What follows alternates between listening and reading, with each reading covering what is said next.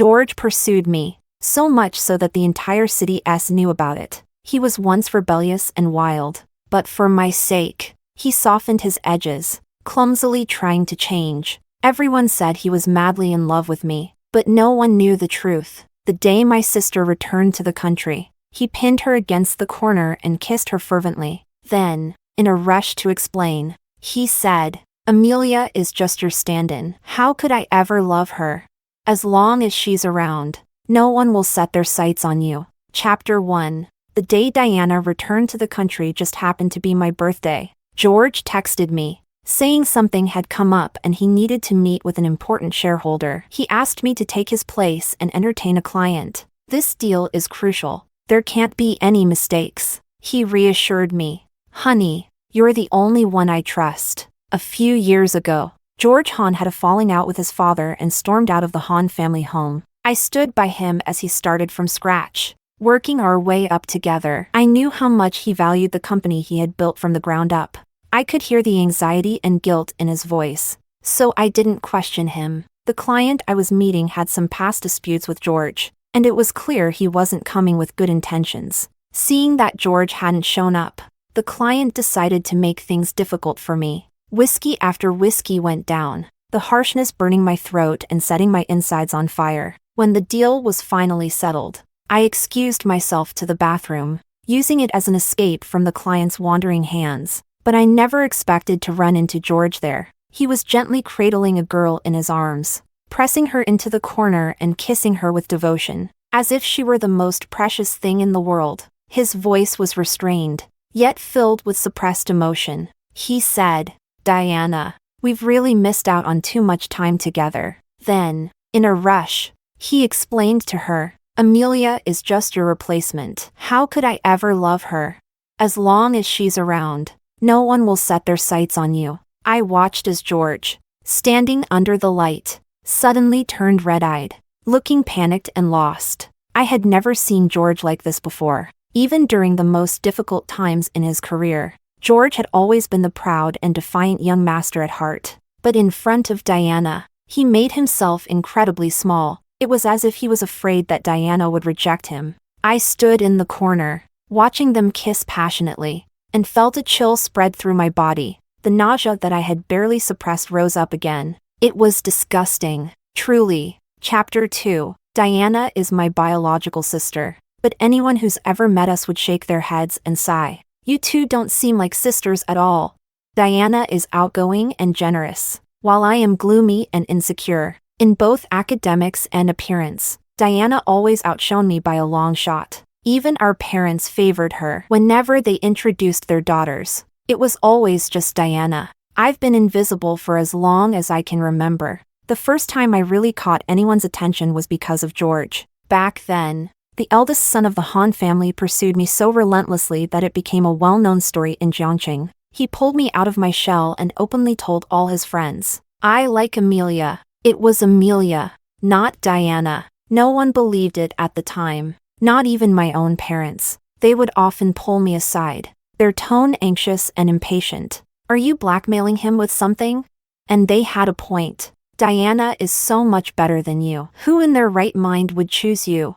It wasn't until George began to soften his edges for me, clumsily trying to change, that they finally believed. George really did love me. Well, it's good that Amelia has someone who loves her. Later, Diana went abroad to study. Before she left, she said something to me. Her eyes held an emotion I couldn't understand. It wasn't until much later that I realized it was called pity. Chapter 3. The two of them stayed together for a while before leaving, and throughout the entire time, George's eyes were only on Diana. He didn't even glance back. If George had turned his head, he would have seen me standing in the corner. But Diana saw me. She shot me a smug smile and then affectionately linked arms with George. The vibration of my phone pulled me out of my thoughts. It was my only friend from high school. She complained, "I know you don't like Diana, but even if this reunion is partly to welcome her back, we were still classmates. Did you really not plan on showing up?" Class reunion? I was stunned. When was I notified? Just a few days ago. The class president even sent personal invitations by text. I instinctively checked my messages, but I couldn't find the invitation. However, Lisa said I had declined it. The only person who had access to my phone was George, so I called her directly. Sorry, I actually happen to be free today. Where are you guys? Lisa happily gave me the address. Chapter 4. When I entered the banquet hall, George and Diana were being egged on by the crowd to share a long-awaited reunion hug. Diana laughed and graciously opened her arms towards George, poised and confident. Lisa, standing nearby, was about to explode with anger. When she saw me come in, her eyes lit up, and she deliberately pulled me close, loudly saying, "His real girlfriend is right here. It's not exactly appropriate to be hugging another woman in front of everyone, don't you think?" Someone muttered, "Haven't they broken up yet?" And the atmosphere instantly became awkward. When George saw me, a flash of surprise and panic crossed his face, but he still walked toward Diana and gave her a polite, distant hug. Then they quickly separated. "We're just old friends who haven't seen each other in a while," Diana said to me with a smile, joking. "Besides, George will be my brother-in-law soon, so don't get the wrong idea." George's body stiffened for a moment. He walked over to me, affectionately draping his arm around my shoulders as if the lies from before had never existed. With a defiant smirk, he said, "That's right. Amelia is my wife. Anyone who says something that upsets her will have to deal with my fists." I could hear the frustration in George's voice. As he spoke, his gaze never left Diana, and his grip on my shoulder was painfully tight. Everyone burst into laughter. I smiled through the pain, but I didn't say a word. Thanks to this scene, no one continued teasing George and Diana. However, they also deliberately avoided me. That was until someone who had once pursued Diana suddenly asked, "I heard you got married abroad?"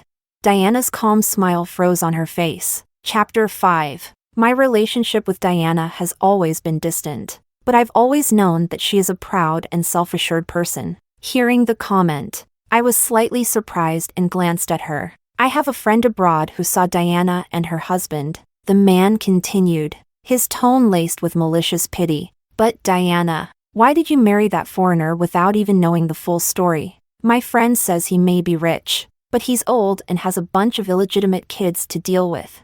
I don't remember the Sue family falling on such hard times. How could you? Have you said enough?" George slammed his glass down, his voice seething with anger. He glared coldly at the man. "Do you need my help to shut your mouth?" The room fell into an uneasy silence. The class president quickly stepped in, trying to ease the tension. "Mr. Han sure cares about his old friends," the man sneered. Her own sister didn't even step in to defend her. But here you are, all worked up on her behalf as her future brother-in-law? At this, more people began exchanging strange glances. All right. I saw Diana clench and unclench her fists, though her smile remained poised. "Thank you for your concern, but I know what I'm doing. It's not for anyone else to comment on." "True enough." The man raised his glass and walked toward Diana, extending his hand as he spoke. "After all, the famous Sue campus beauty is doing great in that world, even earning the affection of her husband's illegitimate children. I still think about you often. Sue Beauty, why don't you come with me? I wouldn't mind." Before he could finish, the man let out a scream. "I told you, if you can't control that mouth of yours, I'll do it for you." George tossed aside the shattered beer bottle in his hand, his expression full of rage. "George!" I gasped, instinctively reaching out to stop him. "Don't ****ing touch me." George, red-eyed, forcefully shook my hand away. I stumbled and fell to the ground. "Amelia!" Lisa cried out in alarm. Shards of glass cut into my palm and arm, and blood began to flow. But George didn't hear, nor did he turn around. He just grabbed the man by the collar, punching him repeatedly in Diana's defense. It wasn't until Diana called out, "George, you've hurt Amelia."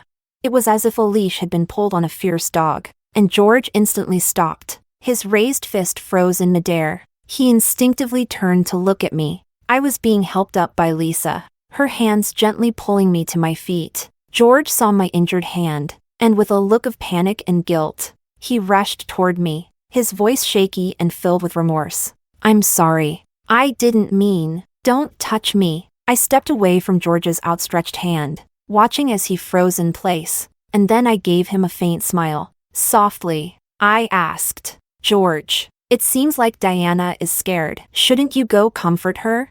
Chapter 6. No one expected me to react like this. Even Lisa couldn't help but gently tug on my arm, whispering, Amelia, don't say things out of anger. The sharp pain in my palm made it difficult to keep up the smile on my face. So I turned to the others, offering an apologetic look. Sorry, but it seems I'll have to leave early. Only then did the others seem to snap out of it and crowd around, offering their concern. But beneath their words, there was a sense of schadenfreude, as if they were enjoying the drama. They said things like, it looks serious, Amelia, you should go to the hospital. But they made no move to step aside. Their eyes kept darting toward George and Diana, just like so many times before. As long as the three of us were present, there was always a flurry of gossip. George pursued me so relentlessly that all of Jiangqing knew about it. Everyone said he was madly in love with me, but no one believed he truly loved me. Some even bet on how long it would take for George to dump me and end up with Diana. Yet even after Diana left the country, they never got the answer they wanted. But that didn't stop them from waiting for the drama to unfold. I suddenly grew tired of being the center of this spectacle. So much so that I couldn't even muster the energy to put on a fake smile for George anymore. How much longer do you plan on standing here, letting everyone laugh at us? What joke? George frowned deeply, a hint of frustration in his voice. Amelia, stop saying things in anger. Let's get you to the... In front of Diana. George instinctively avoided calling me wife. He reached out to take me to the hospital, but Diana's panicked scream interrupted him. No one had noticed that the man George had beaten was sneaking up on Diana. All his rage from the beating was now directed at Diana. You filthy b***********. The man grabbed her by the hair, holding a steak knife to her face, his expression twisted with malice. You've got some nerve. Just got back and already hooking up with your sister's boyfriend. He spat viciously, bringing the knife closer to Diana's face. Let's see how you can look down on me when I mess up that pretty face.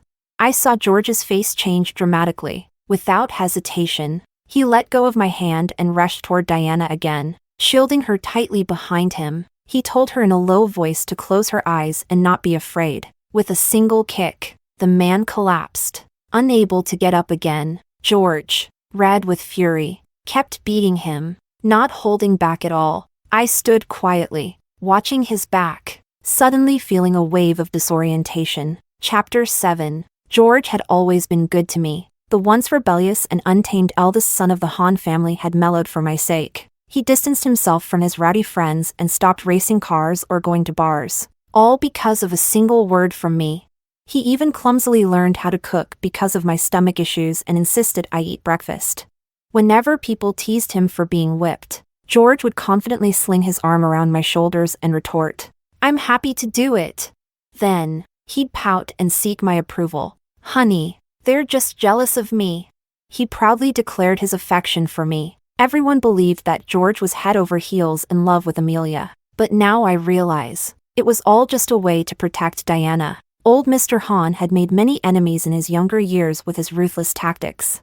And George, having inherited his father's temper, was equally reckless. The worst incident happened when I was kidnapped and taken to the mountains. It was only that one time that George was late in finding me. By the time he did, I was on the brink of being assaulted by the enraged kidnapper. That was also the first time I saw George so furious. He completely destroyed that man, turning into an unstoppable force, much like a mad dog, just like now, as he protects Diana. But back then, I was able to stop George. George had listened to me. He had someone else take care of the aftermath. And then, without a word, he gently carried me onto a helicopter. It wasn't until we were alone that George's voice trembled uncontrollably. He was on the verge of tears. Over and over, he kept apologizing. He buried his face in my neck, and his burning tears scorched my heart. So I told George, this wasn't your fault. You arrived just in time to save me.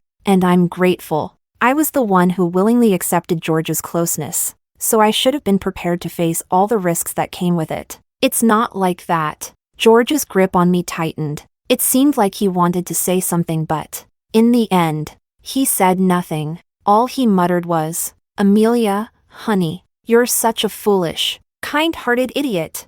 I didn't understand and continued to comfort George. But after that incident, George stopped flaunting his affection for me in front of others. I thought it was his way of protecting me. But now that I think about it, it was because he felt guilty. So, George, you really did feel guilty toward me, didn't you? Chapter 8. The banquet hall was in chaos. No one expected things to escalate this much. Some people went to comfort Diana, others called the police, and a few dialed for an ambulance. But no one dared to step in and stop the enraged George, except for Diana. She rushed forward, hugging George, her voice trembling as she called out to him, "George, it's enough, stop." And so, George stopped. I watched coldly as George turned around, holding Diana and whispering softly to comfort her. This hug was much more natural and intimate than the one I had witnessed earlier. "Amelia."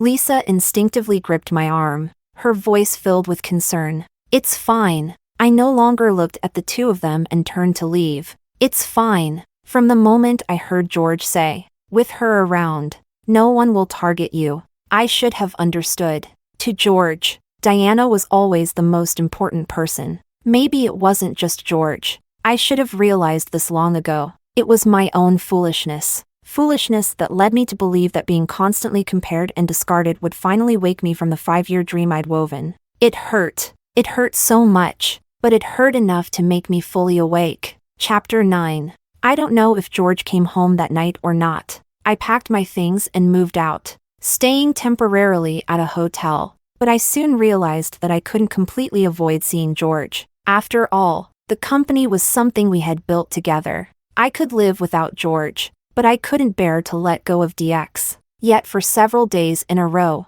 George didn't show up at the company. Even his secretary came to me several times, trying to subtly ask about him. Meanwhile, Diana, who had long blocked me from her social media, suddenly became very active. The most eye-catching post was a picture of a birthday cake. The cake was beautiful, and the hand cutting it wore a couple's ring identical to mine. Underneath the post, a flood of people wished Diana a happy birthday and welcomed her back to the country. Among the well-wishers, one comment stood out. "After all this time, you two finally ended up together." And Diana only responded to that one comment, although it was just a vague smiley face. I quietly stared at Diana's reply, and it confirmed what I had already known. Everyone knew that George would inevitably choose Diana in the end. Everyone but me. The transformation of the ugly duckling into a swan only happens in fairy tales. Reality is far more cruel. No matter how hard I had tried.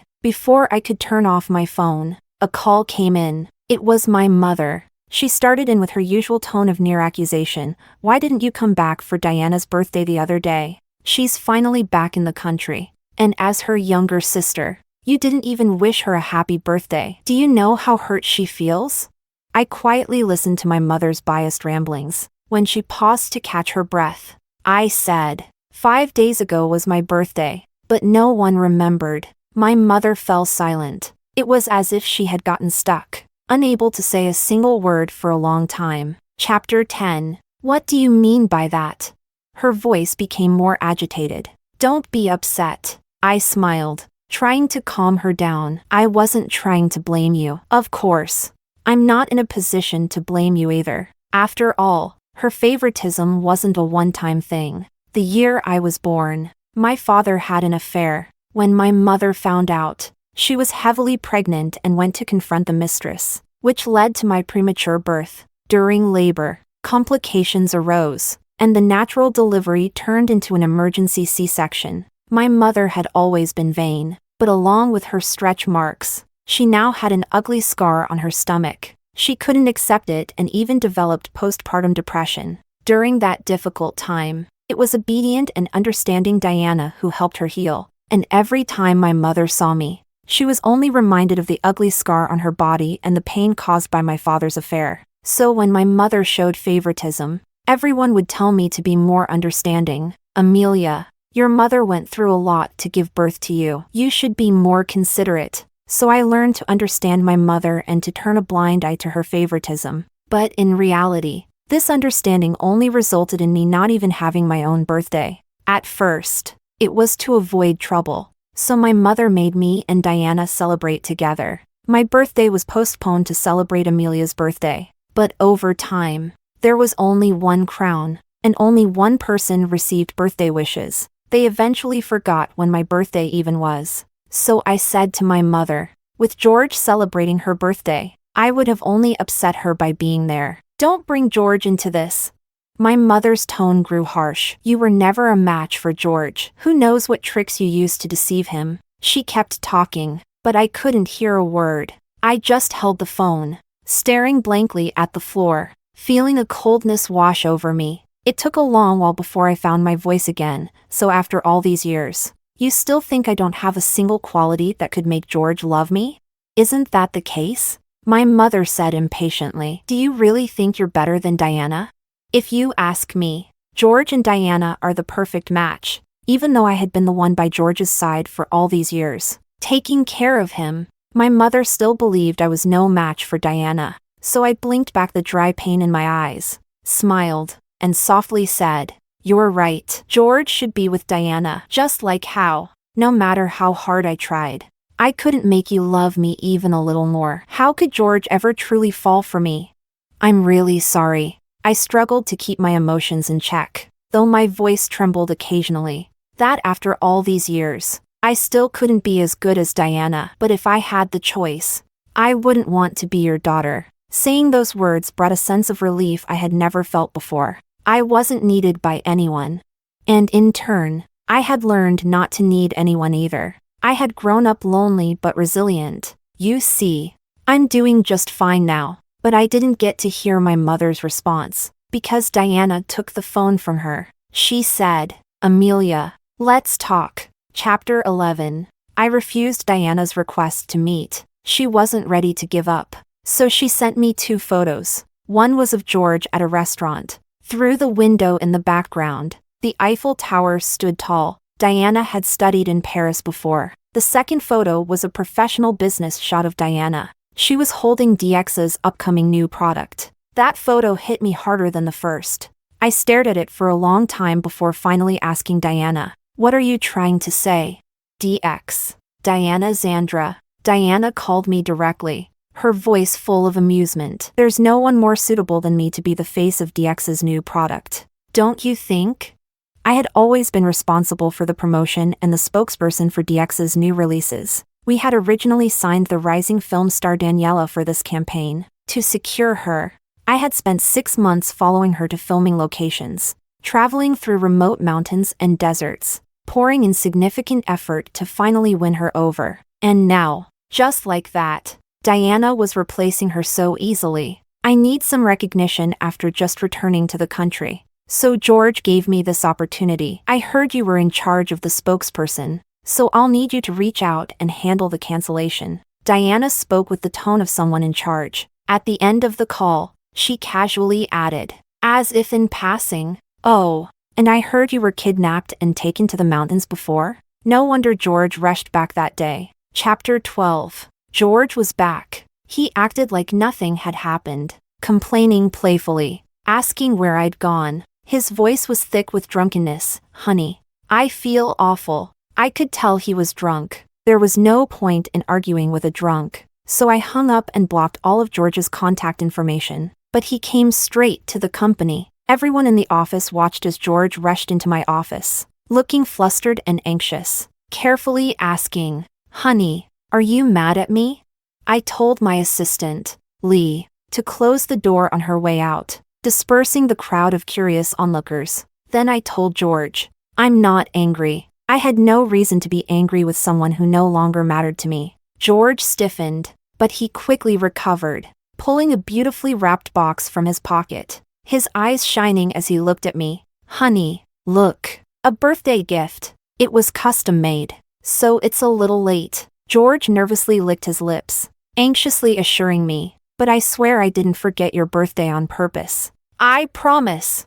I lowered my eyes to the box in his hand and suddenly remembered something. The moment that led me to agree to be with George. Chapter 13. Growing up. If there was one thing I could surpass Diana in, it was academics. So when Diana casually said, "I wish I could go to and from school with Amelia," my mother insisted I skip a grade to be in the same class as her. It was all to help take care of Diana, who was focused on her arts exams. At first, everyone paid special attention to me because I was Diana's sister. But soon, they lost interest. I was dull and boring, nothing but a bookworm who buried her head in studies. Completely the opposite of Diana. What's more, they picked up on Diana's dislike for me. And so, they started bullying me. George was once one of them, but one day, he suddenly stood in front of me, boldly and arrogantly telling those bullies, "Amelia is under my protection from now on." He started bringing me breakfast, asking me for help with homework, saying he wanted to go to the same university as me. He even admitted to his friends, "Yeah, I like Amelia." No one believed him, not even me, until one day on my birthday, George forcibly dragged me out of evening study. On the dark school playground, he pulled out a birthday cake he had prepared and lit the candles. "Happy birthday!" The faint candlelight illuminated the fine sweat on his nose. His eyes sparkled as he made a promise, "I'll celebrate every birthday with you from now on." That was the first birthday I'd ever had that was truly mine. And it was because of that promise. It was because of that promise that after our college entrance exams, I agreed to be with George. And I stood by him through 5 incredibly difficult years. But George broke his promise in the end, though I guess he didn't really break it. After all, the promise had been built on lies from the very beginning. Chapter 14. Honey, aren't you going to open it? George's tentative voice pulled me out of my thoughts. I didn't look at him. "There's no need to open it." How could there be no need to open it?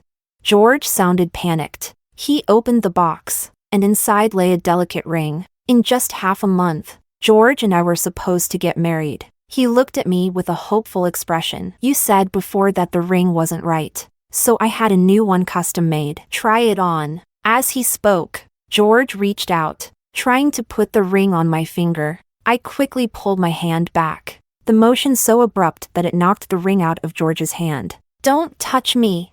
I realized, in that moment, that I hated George's touch more than I had ever imagined. I hated it so much that I couldn't control the urge to retch. The ring rolled onto the floor. George stood there, staring at it blankly. After a long pause, he forced a smile. "How could I be so clumsy? I can't even hold on to something." He crouched down and carefully picked up the ring. His eyes red when he looked up. "Honey, don't call me that." I cut him off, and then I told him, "George, you disgust me. So please, don't touch me anymore." I spoke each word clearly. George stared at me, the color draining from his face little by little. "You're still angry, aren't you?" He suddenly laughed softly. "Because I protected Diana that day. You're mad, right?" George said he once thought he still loved Diana, but those days with her, "I couldn't stop dreaming about you." I started to reject Diana's touch, and it made me feel awful, so unbearably awful. I thought I'd be happy when Diana came back, but when I faced her, all I felt was frustration. He said he spent 5 days confirming that he didn't love Diana. He was just unwilling to let go. George looked at me, his voice choking. "Amelia, I think I've really fallen in love with you." He called my name over and over, each time followed by "I'm sorry." The once proud man was practically kneeling at my feet, completely undone. So, I sighed and crouched down to look at him. George thought I had forgiven him, and his eyes lit up with hope. But I just told him, "George, falling in love with someone stand-in to shield them from danger, don't you think that's pathetic?" George's lips trembled, but he couldn't get a word out. It was as if the last bit of his pretense had been torn away, exposing the dirty truth underneath. Chapter 15. George began sending me flowers. Bouquet after bouquet of red roses arrived at my office. Along with the flowers came a homemade bento box from George. 3 meals a day, without fail. But George didn't dare show up in front of me himself. He had assistant Lee deliver everything. Vice President Sue is so lucky. Mr. Han treats her so well. Yeah, I heard Mr. Han used to be quite the playboy, but he changed his ways bit by bit for Vice President Sue. Listening to my colleagues' envious remarks made me feel like I was back in school. It was the same back then, praising George's devotion, envying my supposed good fortune. So, I told my assistant to distribute the roses. I'm allergic to pollen. If you like them, take them. One of the girls immediately smiled and grabbed a rose. Well, I'll take some of Vice President Sue's good luck. Maybe I'll find a man as great as Mr. Han. I want one too. The large bouquet of roses was soon divided among them, leaving only a few scattered leaves. I looked down at the bento box on my desk, and in front of everyone, I threw it into the trash, ignoring their shocked and confused expressions. I smiled and shrugged. I'm allergic to bento boxes. At that moment, everyone realized something was off, especially the girls holding the roses, who suddenly looked awkward. Don't worry about it. These flowers are expensive. It'd be a waste to throw them away. I reassured them. Amelia, did you and Mr. Han have a fight? One of the girls, who was closer to me, asked timidly. We didn't fight. I saw George standing behind my colleagues, staring blankly at the roses in their hands. His eyes fell on the familiar packaging in the trash, and his eyes reddened again. So, I looked at George and chuckled softly.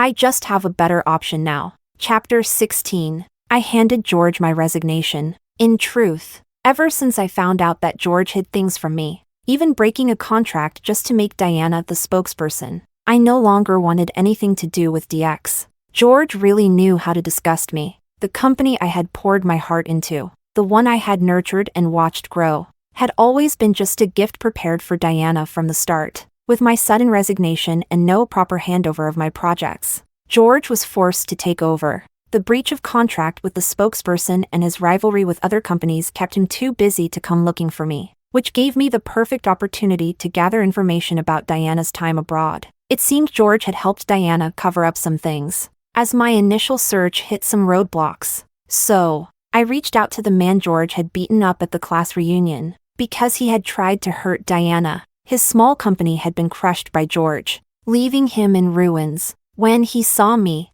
the man wasn't surprised. He readily handed over the information he had saved, then told me one more thing. The day before George stepped in to protect her, I saw him confess his love to Diana, but Diana rejected him. As he said this, his voice dripped with malicious glee. What a pitiful fool. George only used you to get back at Diana. He clearly expected me to get angry or upset. But unfortunately for him, I didn't. I won't waste my emotions on someone irrelevant. I smiled at him. Seems your plan fell through. George had always teased me, calling me a kind-hearted fool, saying my patience had no limits. But he didn't know that I hold grudges. Chapter 17. I wasn't surprised George found out where I was staying, but I was a little taken aback by how quickly he showed up.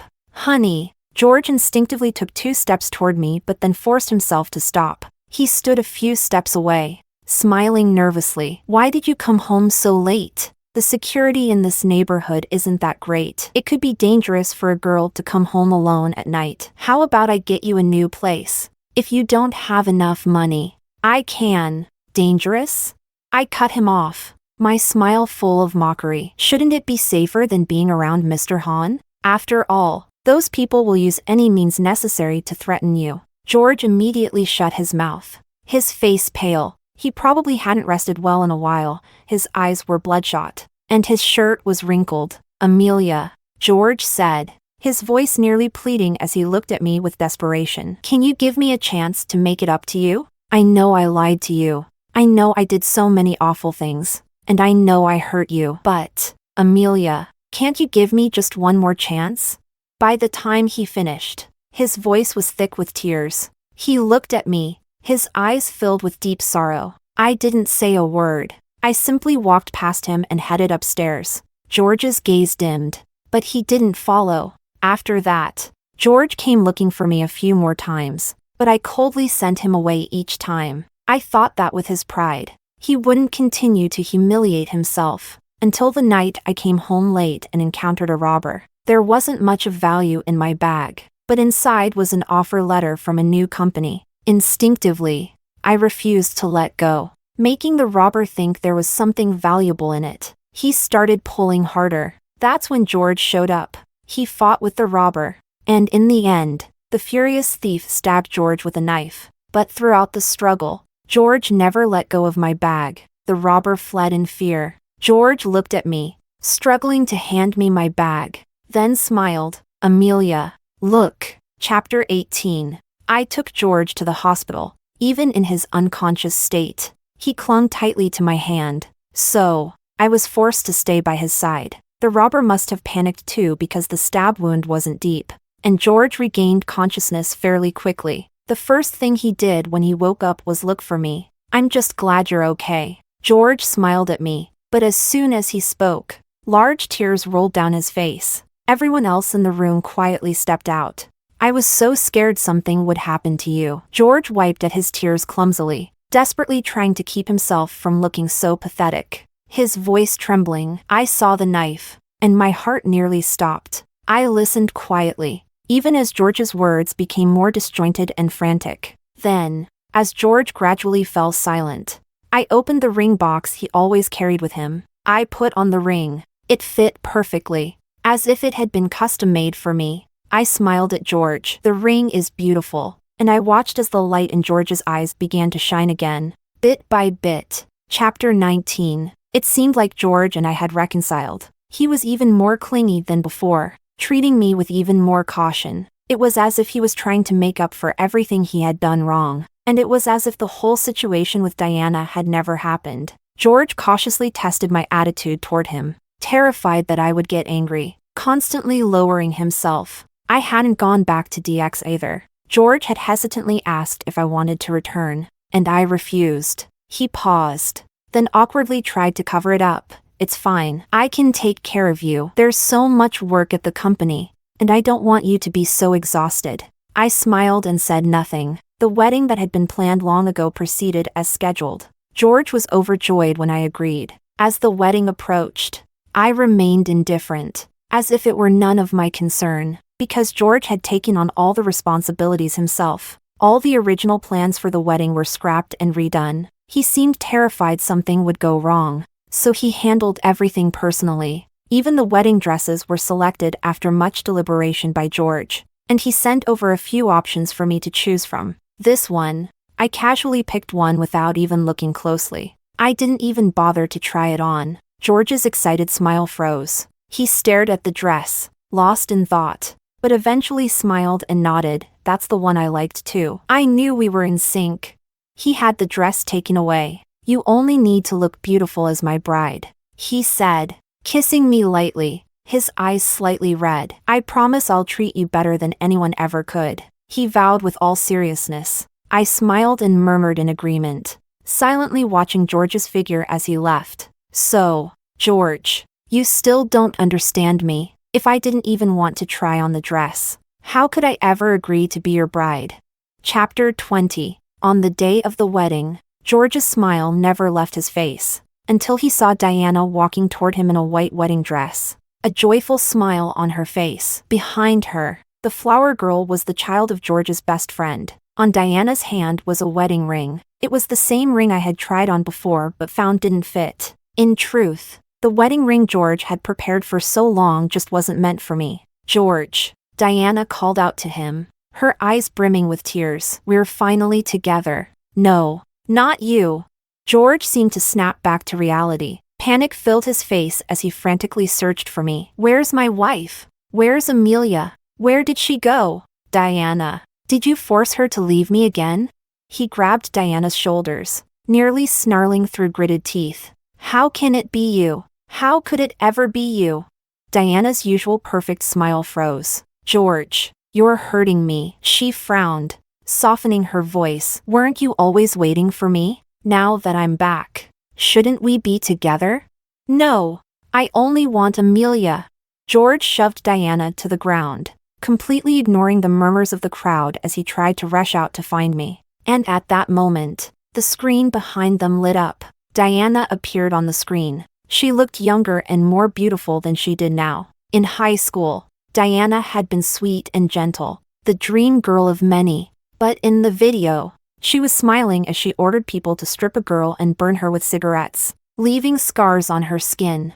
All because the girl had accidentally spilled water on Diana's dance shoes. Amelia? Diana tilted her head with a soft smile, her voice still gentle. She's just a worthless brat that no one cares about. You can have some fun with her. It's not like my mom likes her anyway. Even if Amelia ends up dead, I'll just say a few words, and my mom won't be too upset. As the video played, I noticed my mother in the audience, her body stiffening. Her eyes were glued to the screen, filled with disbelief, as if she didn't recognize the daughter she had always loved. It had taken me a long time to find these videos. Before Diana left the country, she had asked people to cover up her sordid past. But the things people do always leave traces. The latter part of the video showed Diana's life abroad. She had married an older man, and to inherit his fortune, she seduced his illegitimate son and plotted his death. Diana panicked. She frantically tried to turn off the video, but George stopped her,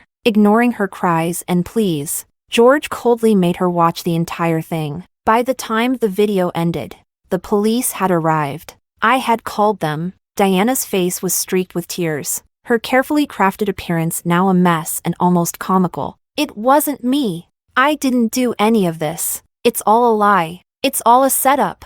She screamed, her voice hoarse as she broke down in tears. I saw her break free and run toward my mother, but my mother only stared at her in horror, as if she were looking at a terrifying stranger. Diana suddenly stopped in her tracks. I didn't bother watching the rest of the farce. I turned and left. Enough was enough. Chapter 21. Diana was already set as the spokesperson for DX's new product. After her scandal broke, DX's image plummeted, and their stock prices took a nosedive. But I had already sold my shares to George's competitor long ago. The rival company seized the opportunity, relentlessly going after George. The next time I saw George was after I returned from my trip. He had lost a lot of weight, and a gloomy, sad aura clung to him. Amelia! George's voice was hoarse. He tried to reach for my arm but froze under my cold gaze. I told you before. You're filthy. Don't touch me, I said flatly, and then added, George, acting like this will make Diana very sad. You waited for her for so many years, protected her for so many years, even though she's facing her punishment and going to prison now. I'm sure you love her so much that you'll still wait for her, right? George's body swayed slightly. His voice was strained. I'm not waiting for her, but honestly, sometimes I'm quite envious of Diana. I smiled, pretending not to hear George's words. It seems like all she has to do is stand there, and people line up to love her without her doing anything. We're sisters, but we couldn't be more different. The things I worked so hard for, Diana could get so easily, and even more than I could. Sometimes I feel like life is pretty unfair. I blinked, my eyes feeling dry, but it seemed like a weight had been lifted off my chest. But so what? Amelia is just Amelia. Even if I don't have anyone else, I'll still be fine. Haven't I always managed before? Amelia! George's voice became urgent as he called out to me. It seemed he had realized something, and despite worrying about making me angry, he grabbed my wrist, his gaze full of pain and desperation. Please, please don't say any more. Ignoring his pleas, I told George, one word at a time. George, you probably never knew how much I once loved you. Once upon a time, I had loved you with all my heart. I saw you as my only lover, my only friend, my only. I paused and softly breathed out the words, salvation. I would never forget the figure that stood in front of me when others isolated and bullied me, nor that one happy birthday under the night sky. I was grateful that during my hardest times, it was George who was by my side. He had taken me out of that suffocating home and told my mother, since you dislike Amelia so much, please don't disturb her anymore. I will respect her, care for her, and give her everything she wants, even though it was all based on a lie. But now I've realized that the only person who can save me is myself. George's grip wasn't strong, so I easily pulled my hand free. I smiled at him. Pinning your hopes and dreams on someone else is too risky. Saying it didn't hurt would be a lie. Even though I had told myself that over and over, I couldn't help the bitterness that rose as I said those words. Isn't it true that everyone longs to be loved? It's just that I wasn't lucky enough. I blinked away the tears threatening to fall. forcing back the urge to cry. George, if you really want to make it up to me, stay far away from me. Don't let me see you again. I still couldn't forgive George. Amelia. George's breathing became ragged, his whole body trembling. I have nothing left. The Hahn family won't abandon you. The rival company had clamped down hard, and the company's cash flow was cut off. In the end, the Hahn family stepped in. I shattered George's illusion and told him, I once had nothing too, but I survived. Maybe it was tough, but it was still better than most people's lives. George fell silent. After a long pause, he asked, his voice choked with tears, why did we end up like this? I was so close to holding on to you. Because you don't love me. I gave him the reason. I never believed in excuses about hurting someone you love because of some hidden reason or secret. Even little kids know that when they like someone, they save their teacher's candy to give to that person. They know how to make the person they like happy, to see them smile, to try and make that person like them too. So, George, you never really liked me. Each word was like a final judgment. Chapter 22. George never came to see me again. Maybe he did, but he didn't appear in front of me. Later, I heard that the Hahn family had forcibly taken him back. The old man was furious, using every means at his disposal to force George into a marriage alliance. George simply gave up. He often drank himself into a stupor, and one day, while driving drunk, he got into a car accident. The Hahn family used all their resources to get him out of trouble. But George would never walk again. After that, I traveled to many places, met many people, and made many new friends. They showed me a whole new world, and my growth no longer felt so painful. When I returned, I found out that my parents had divorced. After a lifetime of fighting, they finally tore each other apart. In the end, they even had a physical altercation during the separation, and my mother was pushed to the ground and sent to the hospital. My father moved in with his old mistress, and they lived happily as a family. When I went to visit my mother, I found out she had developed some form of dementia. She didn't even recognize me anymore. While I was caring for her, she suddenly grabbed my hand and stared at me for a long time before saying, "You look a lot like my daughter, Diana." I smiled as I pulled my hand away and shook my head. I'm nothing like her. No, not Diana, not her. My mother shook her head frantically, muttering, I have another daughter. But what's her name? Her name is. She couldn't remember my name, only pounding her head in frustration. I stopped her and said, You only have one daughter. Her name is Diana. Is that so? She stared at me blankly, her expression full of trust. Yes, I smiled. I hired a nurse to take care of her at the hospital. But I didn't visit her again. Amelia has her own life to live, even if the path ahead isn't easy. But I will continue to grow, strong and alone. Maybe someday I'll meet someone who needs me, and who I need as well. Who knows?